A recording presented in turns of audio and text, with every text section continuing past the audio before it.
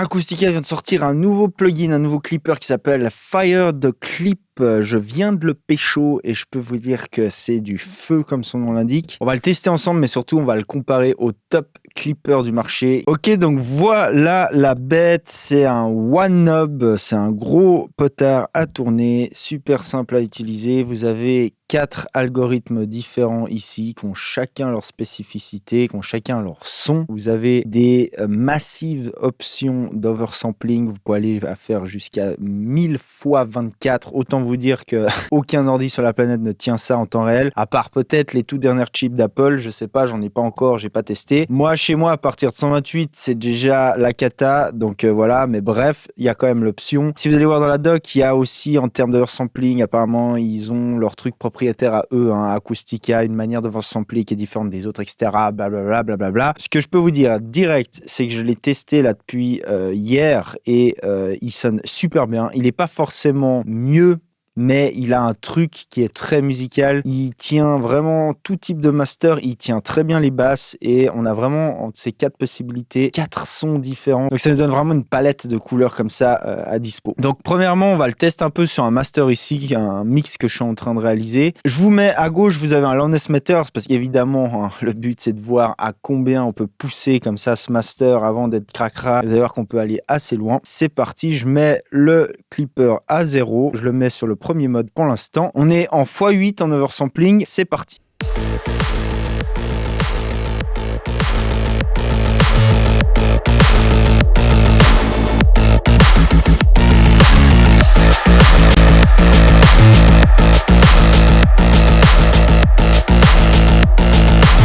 Ok, donc vous avez vu qu'on pousse jusqu'à du momentary en loudness, on va chatouiller les -3 élus. En short terme, regardons un petit coup.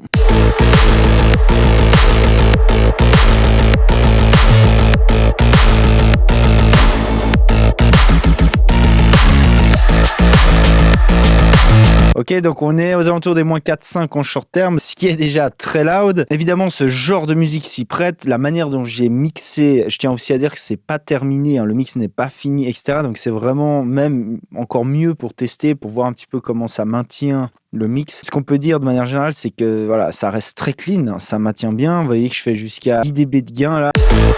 Alors en réduction ici, on a un metteur qui s'arrête à -5. On peut pas voir plus loin que -5 dB malheureusement. Donc on est plus haut que du -5. On pourra comparer par rapport aux autres limiteurs pour voir à combien on fait de ground reduction en réalité, combien on clip notre signal. Mais voilà, testons les différents algorithmes.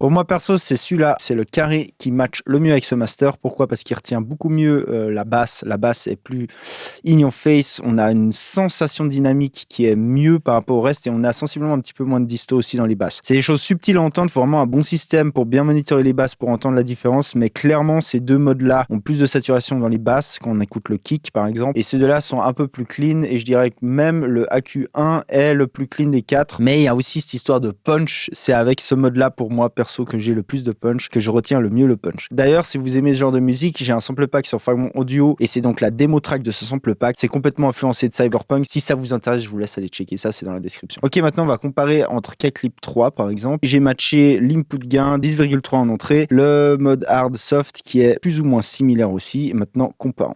On commence par Fire et on va switcher avec K-Clip.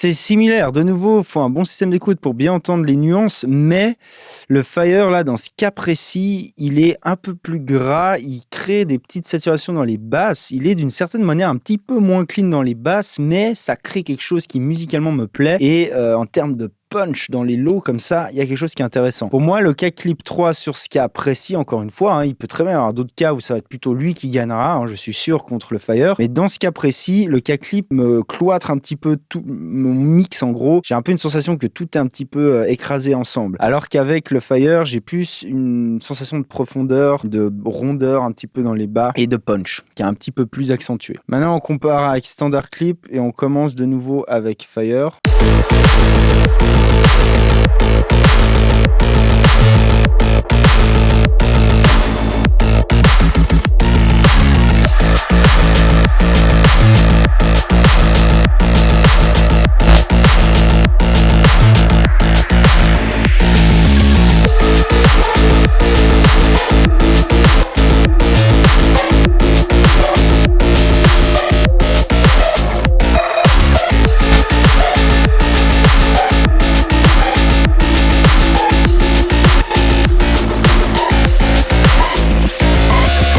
Avec Fire Clip, j'ai quand même de nouveau, j'ai plus de présence dans le bas mids et dans les basses. Il y a un truc qui se passe dans les basses qui est cool avec Fire, dans ce cas précis de nouveau. Maintenant, on va comparer à Newfangled Audio Saturate.